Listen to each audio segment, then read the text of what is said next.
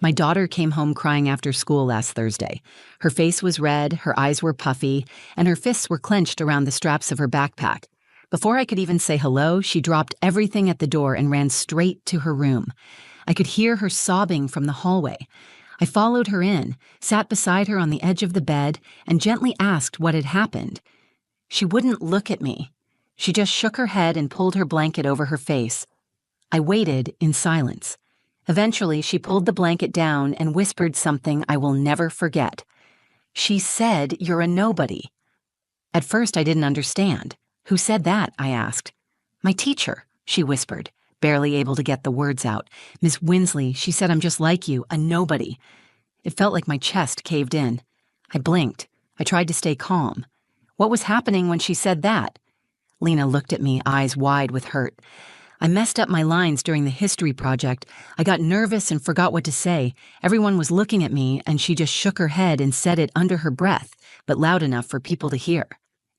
I sat there in silence for a second, like my brain needed time to catch up to the words. Lena is only 9. She still leaves her stuffed animals lined up on her pillow every morning. She still calls me Mama when she's tired. And this teacher, someone I trusted to protect and encourage her, looked at my daughter at her most vulnerable moment and decided to hurt her even more by going after me. She said, "You're just like your mother, a nobody." My daughter had to stand there in front of her classmates hearing that. I could see how ashamed she felt, as if the insult had some truth to it, as if being like me was something to be embarrassed about. I held her. I told her that what her teacher said was wrong and cruel and that being like me wasn't a flaw. It was something to be proud of. But I could feel it. Deep down, she had already started to believe the lie. I didn't cry. I didn't yell. I didn't even pick up the phone. I waited until she fell asleep in my arms. Then I got to work. I'm not the kind of person who makes scenes or raises my voice, but I don't let people hurt my daughter. I don't let people define her worth, or mine, with a careless sentence. The next morning, I walked into that school. I asked to speak with the principal, and Miss Winsley was there too.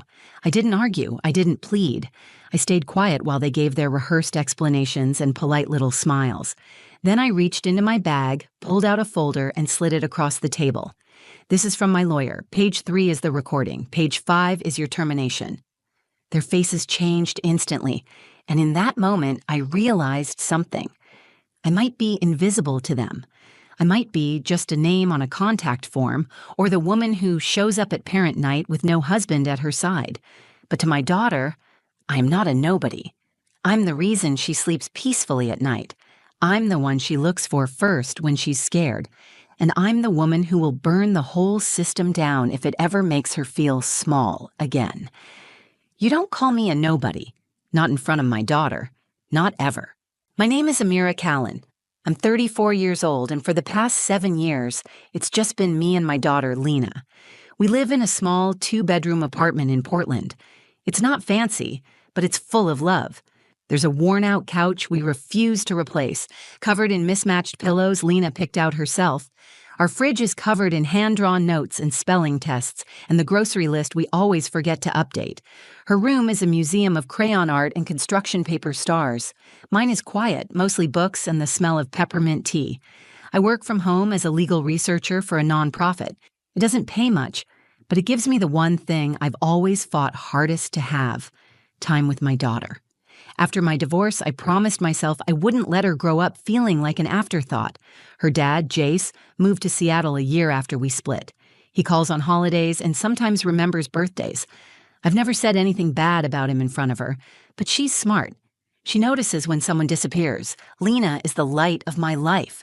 She's 9 years old, funny, sharp, endlessly curious. She can't stand injustice. She gets that from me. She loves reading, especially stories with brave girls who stand up for themselves. When she was 5, she told me she wanted to be both a veterinarian and a poet, and I told her she could be both, and 100 other things too. She goes to Willard Elementary, a public school about 15 minutes from where we live. It's the kind of place where some teachers genuinely care, and others are just waiting out their time. I always hoped Lena would land in the right hands. She was excited for this year's Living History event. Each student was supposed to pick a historical figure and give a short presentation to the class. Lena chose Maya Angelou. We spent 2 weekends working on her costume. She wore a simple black dress and glasses and carried a notebook with quotes she had memorized. She practiced her lines every night before bed. I may be changed by what happens to me, but I refuse to be reduced by it. She repeated that one the most. She said it made her feel strong. The morning of the event, she was bouncing around the kitchen, too nervous to eat her cereal. I helped her pin her hair up and reminded her to speak slowly, make eye contact, and breathe. Right before she left, she looked at me and said, "Do you think Maya Angelou would have liked me?" I knelt down, fixed the collar of her dress, and said, "She would have seen herself in you." Lena beamed. She hugged me tight, then ran down the stairs with her backpack swinging behind her. I watched from the window until she turned the corner. The house was quiet after that. I made coffee, opened my laptop, and tried to focus on a contract analysis I was behind on. But I kept glancing at the clock. I imagined her standing in front of the class, nervously gripping her notes, remembering every line she had practiced. Around 3 o'clock, I was wrapping up a call when I heard the front door open with a crash. I turned and saw her, standing in the doorway, eyes red, lips trembling. She didn't say a word. She dropped her backpack, walked straight to her room, and slammed the door. I froze. That wasn't like her. She's emotional, sure, but she always talks to me. Always. I walked to her room, knocked gently, and opened the door. She was curled up on her bed, shoulders shaking, muffled sobs escaping from under her pillow. That's where the story truly begins. Not with what I did next, but with how I held her, how I listened, how I asked, again and again, what had happened until she finally told me. It was her teacher, Miss Winsley. She said those words to my daughter, in front of her peers. Words meant to cut, to humiliate, to silence. In that moment, something shifted in me. I didn't know exactly what I was going to do yet, but I knew this. I would not let that moment define Lena, and I would not let that woman walk away from it unchanged. This wasn't just about a teacher's cruel comment. It was about what it means when adults forget the power they have over a child's spirit. It was about what happens when someone tries to write your worth in someone else's voice, and I wasn't going to let that stand. After Lena told me what happened, I sat next to her in stunned silence. I kept my arm around her as she spoke, gently pulling the story out piece by piece. She told me about the classroom, how excited she had been at first, how nervous she felt standing in front of everyone. She had rehearsed her lines so many times she could recite them backward, but when it was finally her turn, something inside her froze. Her throat tightened and her mind blanked. She tried to push through it. She looked at her teacher for reassurance. Instead, she saw the expression that would haunt her later that night, disappointment laced with disgust. According to Lena, Ms. Winsley sighed, shook her head, and said, clear enough for others to hear, "You're just like your mother, a nobody." The word nobody settled in my chest like a stone. It wasn't just the insult. It was who she said it to and how. My daughter had been humiliated while standing alone in front of her peers, and not by another student, by the adult in the room, the one who was supposed to encourage her, support her, protect her. I asked Lena what happened next. She said a few kids snickered. One girl tried to mouth, "Are you okay?" But she didn't respond. She finished her lines in a shaky voice, sat down, and stayed quiet for the rest of the day. She didn't tell anyone. She was embarrassed. That hurt the most, that a 9-year-old would carry that kind of shame, not even knowing what to do with it, just assuming that maybe the teacher was right. Maybe she was like her mother. Maybe that was a bad thing. I tucked her into bed early that night. I let her sleep in my room, something she hadn't done in over a year. She clutched her stuffed turtle and asked if she had messed everything up. I told her the truth. She had done nothing wrong, and the only one who should feel ashamed was her teacher. After she fell asleep, I sat on the edge of the bed for a long time. I wanted to scream. I wanted to storm into the school and demand answers. But I knew that anger wouldn't fix this. Rage wouldn't protect her. I needed to do this the right way, the lasting way. So I got up, grabbed my laptop, and started working. I pulled up Willard Elementary's website. I found their code of conduct, their staff directory, their teacher evaluation forms. I took notes. I looked up the Oregon State Education Board's policy on teacher misconduct and verbal abuse. I reviewed recent cases and complaints in public school systems. I knew how to do this. I had worked in legal research for nearly a decade. If anyone could build a case, it was me. But I didn't want revenge. I wanted accountability. The more I read, the more disgusted I felt. I found that Ms. Winsley had been teaching for over 15 years, had glowing performance reviews, and was often praised for her discipline and structure. But none of those reviews came from parents. None were based on how she treated children who struggled or froze or didn't fit the mold. I decided to reach out to another parent, Rosa Mercado. Her son, Julian, was in Lena's class. I asked her if he had said anything about the event. She hesitated, then admitted Julian had mentioned something weird about what the teacher said to Lena. Rosa let me talk to Julian on speakerphone. He repeated it nearly word for word. "You're just like your mother, a nobody." My hands were shaking by the time I hung up. This wasn't just my daughter's story anymore. There was a witness, an actual account. I asked Rosa for permission to document the conversation and told her exactly what I planned to do. She agreed. She told me her son had felt uncomfortable around that teacher for a while. I opened a folder on my desktop titled Lena School Matter. I saved everything: screenshots, statements, district policy documents. I contacted a friend of mine, Tara, who worked at a small legal firm downtown. She offered to help me draft a formal complaint and include a legal letter to the school. That night, I printed it all. I read every line twice. I kept thinking about how Lena's eyes looked when she said those words, how her voice cracked. I wasn't going to let that be her first real memory of standing up in front of people. The next morning, I woke up before the sun. I laid out my clothes, brushed Lena's hair, and kissed her forehead. I told her I loved her and that I believed in her more than anything in the world. Then I packed my bag with one simple folder and walked out the door. The school building looked ordinary that morning. Children filed in with oversized backpacks and sleepy faces. Parents chatted in clusters by the entrance, and staff members greeted each other like it was just another Tuesday. But for me, that walk through the front doors was deliberate. Every step I took was controlled, every breath steady. I wasn't going to yell. I wasn't going to break down. I had something better than outrage. I had evidence, truth, and my daughter's dignity to protect. When I walked Lena to her classroom, I knelt beside her and smoothed out the wrinkle in her sleeve. She didn't smile like she usually did. Her eyes still held that weight from the day before. I kissed the top of her head and whispered, "Today's going to be a good day, I promise." She nodded slowly and walked into the room without a word. I turned and headed straight to the office. The secretary, a woman named June, who had always been polite in a distant kind of way, looked up from her computer. "Can I help you?" "I'd like to speak with Principal Edmonds. I have something that needs to be addressed immediately." She blinked, then nodded and picked up the phone.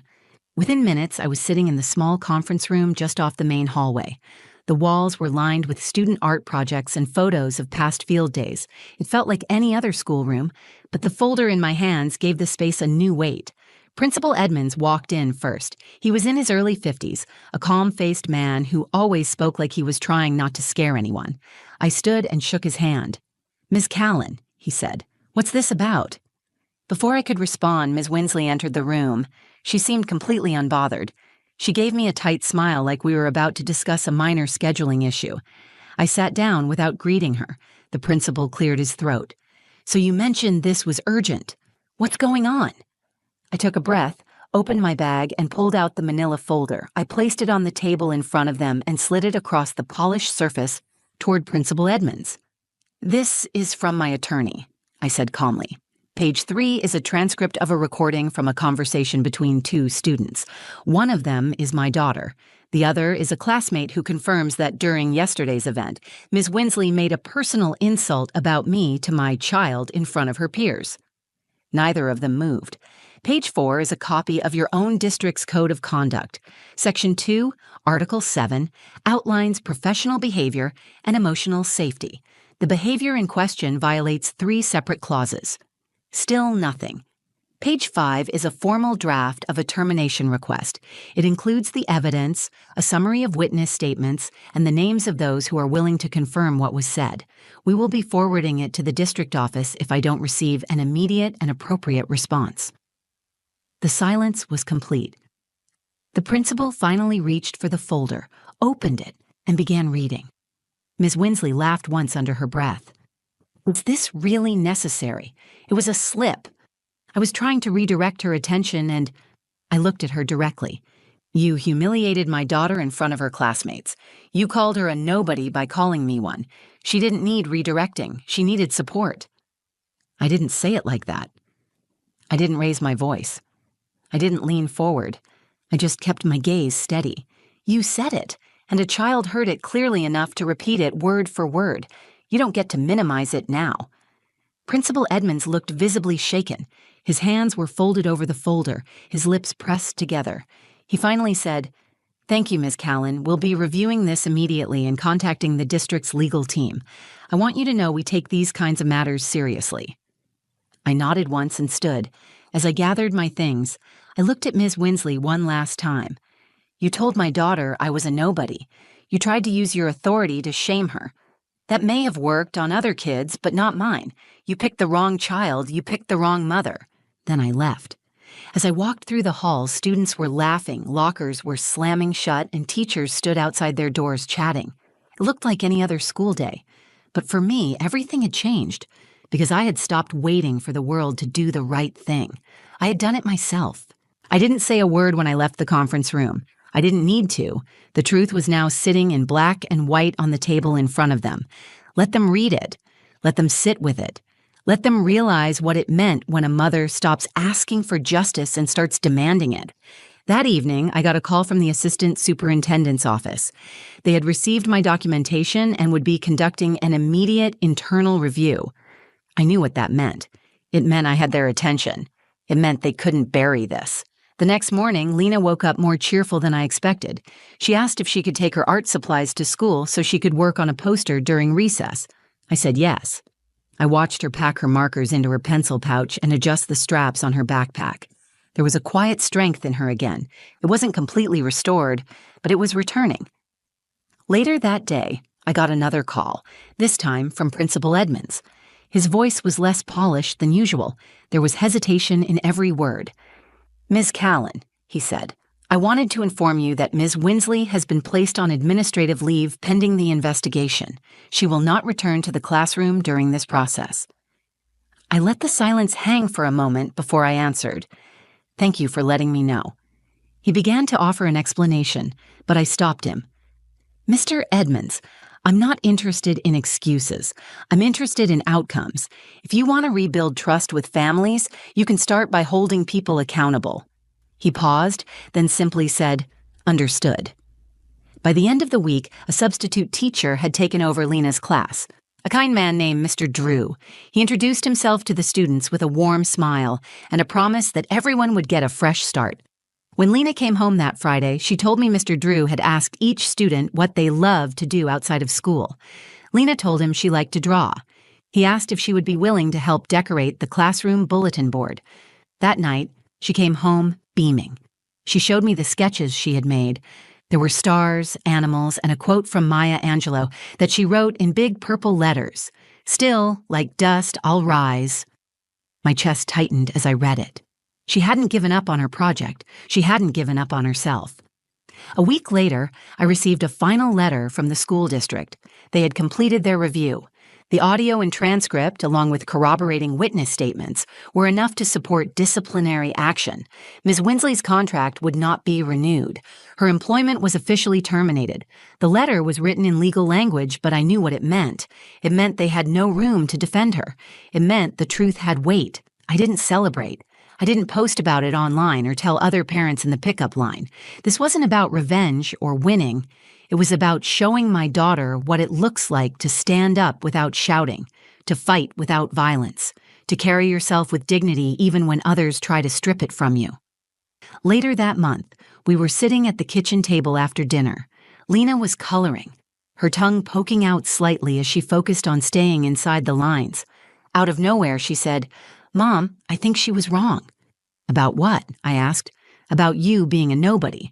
I think you're the biggest somebody I've ever known." I couldn't respond right away. I just reached across the table and took her hand.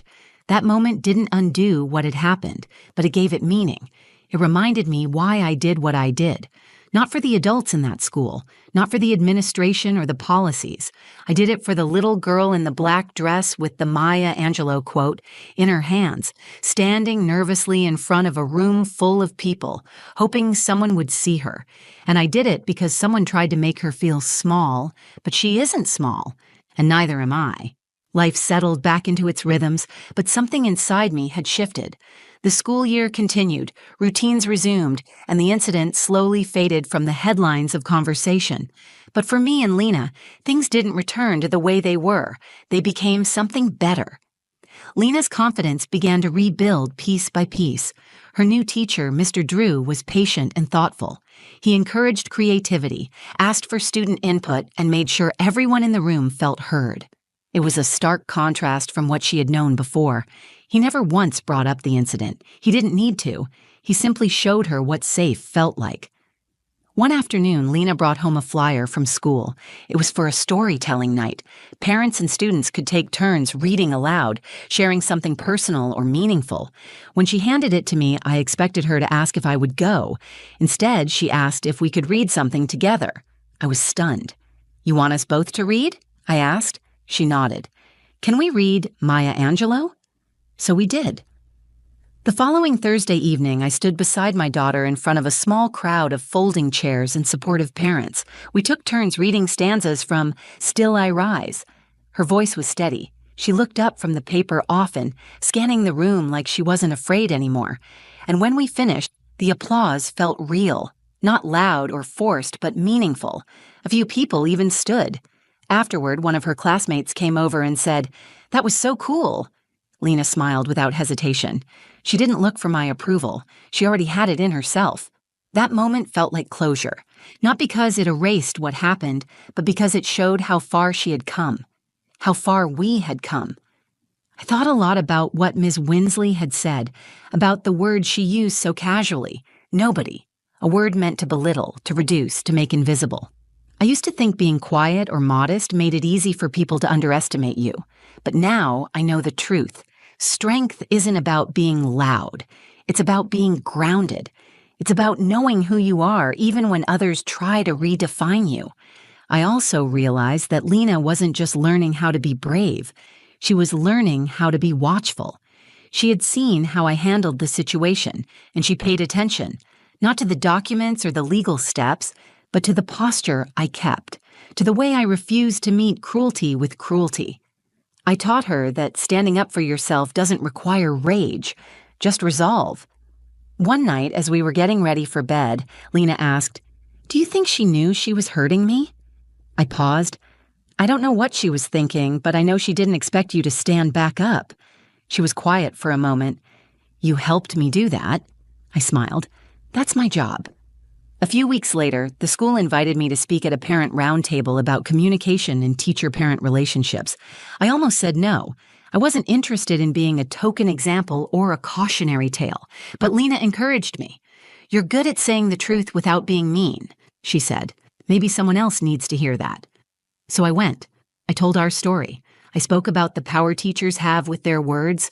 I reminded them that a child's self-worth can be shaken by a single sentence. And I said what needed to be said, that protecting students means protecting their dignity. When I left the room, a few parents stopped me to say thank you. One of them, a father with 2 kids in the district, said, "I felt that helplessness before. You made me feel less alone." That stuck with me, because in the end, that's what this was really about. Not just defending my daughter, but refusing to let any child feel unseen, refusing to let any parent feel like they don't matter, refusing to let people in power speak without consequence. My daughter is not a nobody, and neither am I. We are people who rise, and we always will. If this story moved you, if it made you think about the words we use and the impact they leave behind, then share it. Share it with someone who needs to be reminded of their worth. Share it with someone raising a child on their own. Share it with a teacher, a parent, a friend, because standing up doesn't always look like a fight. Sometimes it looks like a folder on a table and a child finding her voice again. If you believe in stories that make people feel seen, give this video a like, leave a comment. I read every single one, and if you haven't already, hit that subscribe button so you never miss the next one.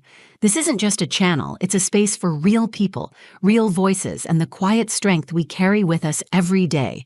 Thanks for watching. I'll see you in the next one.